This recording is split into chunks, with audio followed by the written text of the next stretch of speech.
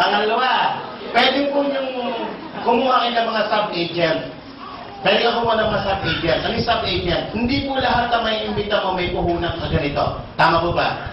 Pero may 25% discount ka kung hindi ka mahilig magbenta, kumuha ng mga sub-agent. Yun yung mga tao na imbita mo na gusto magbenta ng produkto pero wala pang kapital. Pero mag-join din sila in the future. Gamitin mo sila as sub-agent. Dahil may 25% discount ka, bigyan mo sila ng 10% muna. Kung gusto nila mag-direct selling, sa'yo ang 15%. Pag nakabenta siya, may kita ka. Tama mo ba? Kung kapatid niya, bigyan mo ng 20%. At least ikaw may 5% kahit papaano. Kung dati mong kaaway yan, bigyan mo ng 2%. Sa'yo ang 23%. Nakatulong ka na. Nakaganti ka pa. Kaya huwag yung gagawin ito, masama ugali niyo. Idea, tama lang po to. Tamang partida na to. Maganda mo ba na? Walang quota na pinag-uusapan. Makabenta o hindi makabenta, okay lang po. Yan ang kagandahan sa ating company. Sa ibang company, ang direct selling may minimum quota. May quota ka per month. Tayo po, walang quota na pinag-uusapan. Pangalawang kitaan na pwede mong gawin? Ito na po yung tinatawag na direct referral bonus. I'm sure marami kayong kakilala na gusto nyo tulungan. Tama po ba? Gusto nyo kumita rin sa kumpanya. Okay. Paano ka kikita sa number 2? Ang trabaho mo dito, maghanap ka o mag-imbita ka ng mga distributor o mga kaibigan mo na gustong mag-join o mag-negosyo sa kumpanya. Kada isang tao, kada isang package na mabebenta mo bilang franchise niya, babayaran ka ng kumpanya ng 500 pesos. Paano po yan? Once na bumili po kayo nito, magkakaroon po kayo ng tinatawag na DTC. Ano po itong DTC? Distributor Tracking Center. Ibig sabihin yan, kayo po ay member na ng kumpanya. Unang araw si Kumare, nakita mo sa labas. Mare, tama-tama. May negosyo akong ipakikita sa iyo. Pag nagustuhan mo, tutulungan kita. Pag hindi mo nagustuhan, okay lang. Ang importante, makita mo. Hindi ka pa marunong magpaliwanag, inimbita mo dito, pinaupo mo si Kumare dyan, kami nag-explain ng business para sa kanya. Nagustuhan ng kumare mo ang negosyo, nag-franchise sa kumpanya, bumili ng 780, dahil ikaw nag-imbita dyan, may 500 piso ang tikitain. Maganda po ba? O, may dialogue ka na. Another brand mo, kinabukasan ako, kumare. Tama-tama, nagpakita tayo. May negosyo akong ipakikita sa iyo. Pag nagustuhan mo, tutulungan kita. Pag hindi mo nagustuhan, gustuhin mo. Pwersa ka na. 500 ulit. Kada isang tao po na bibili sa inyo nito, na ikaw ang personal na nag-imbita, 500 piso ang kikitain nyo. Makalima po kayo sa loob ng isang buwan, may 2,500 ka. Makasampu ka, meron kang kitang 5,000. Tip sa number 2. Anong dapat mong gawin para dumami ang kita mo sa number 2? Sa number 2, huwag mo muna kayo mag-explain, lalo pag bago ka. Ang trabaho mo during your first month is mag-imbita.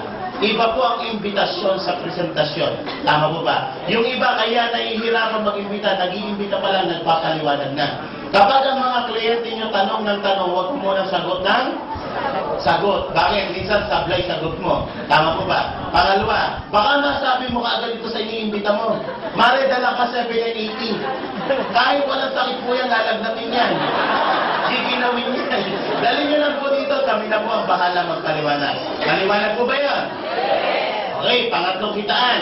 Itong pangatlong kitaan, epekto na lang po ito, o effect na lang ito ng number 2. Kapag ginagawa mo ito number 2, yung susunod na 4 na pag-uusapan natin na paraan ng pagkita, wala ka nang gagawin. Pag ginawa mo ito number 2, 4 na susunod na pag-uusapan, wala ka nang gagawin. Paano ito number 3? Ang tawag diyan, sales matching bonus. Babayaran ka ng kumpanya ng marketing support na 1,500. Yan ang may kondisyon. Yung tinatawag na sales matching. Paano po yan?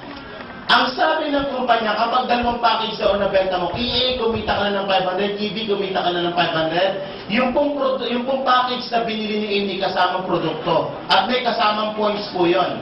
Ang points na kasama nung binili ni A is 1,200 points.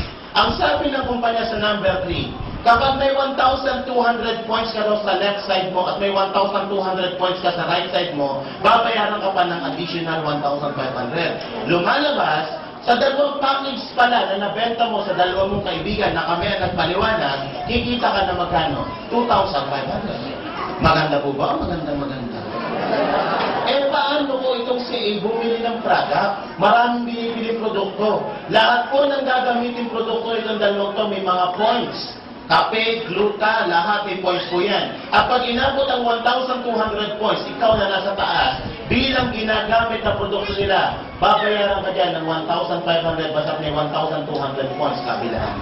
Maganda po ba? Eh, paano ko itong si A nagbenta ng katulad ng ibinenta mo? Ganito ang ginawa ni A. Nag-imbita siya ng dalawang kaibigan niya, ibinenta niya ang global package. So, si A may kita 2.5. Bakit 2.5? May 500 siya KC, may 500 KD, may sales match din siyang 1.5, 2.5 ang kinita ni A. Medyo masaya yan at nakangiti. Bakit? Yung kinita mo at ang kinita niya, parehas na kayo. Tama po ba? So, etong isa, medyo mahihain, isa lang ang nabenta niya. So, siya may kita 500. Ito naman, nakabenta ng isa, may 500 din siya. Ang nagbenta po sa 4 na global package dito, hindi kayo. Tama po ba? Pero ang sabi ng kumpanya, basta't may 1,200 points ka sa right, as a left, at may 1,200 points ka sa right, babayaran ka ng kumpanya ng 1,500. Kahit hindi ikaw ang nagtrabaho. May 1,2 ka sa left, may 1,2 ka sa right, may 1,500 na naman na maakit sa account mo. This time, kumita ka ng 3,000 kapatid, hindi ikaw ang nagtrabaho. Sino ang nagtrabaho? Itong dalawa. Tama po ba?